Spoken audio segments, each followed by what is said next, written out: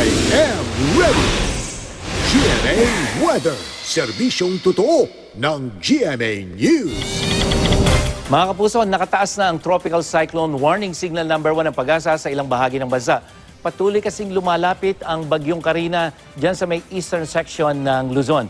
Signal number 1 ngayon sa Catanduanes dyan sa Luzon at Northern Samar at Eastern Samar naman sa Visayas.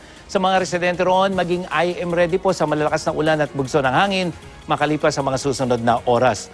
Bukod sa mga nasabing probinsya, inalerto rin ng Pag-asa sa banta naman ng flash flood at landslide ang natitirang bahagi ng Visayas kasama ng mga probinsya ng Albay, Sorsogon at Masbate. Posible dyan ang katamtaman hanggang sa malakas na ulan. Namataan ang sentro ng bagyo sa layo lamang 135 kilometers east-northeast ng Borongan City sa may Eastern Samar. May lakas pa rin ito ng hangin na 45 kilometers per hour malapit sa gitna at inaasahang kikilos ito pa north-northwest sa bilis na 11 kilometers per hour.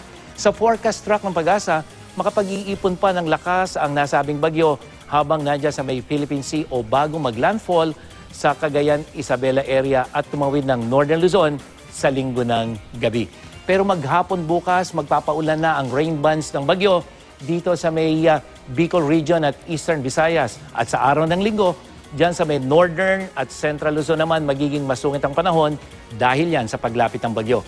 Base naman sa wind forecast map ng Metra Weather, bukas pa pag-iigtingin ng naturang sama ng panahon ang hanging habagat o southwest monsoon. Una yung magpapaulan dito sa halos buong Visayas at ilang bahagi ng Mindanao sa linggo. Unti-unti namang mababawasan ang epekto ng hanging habagat diyan sa Visayas at Mindanao.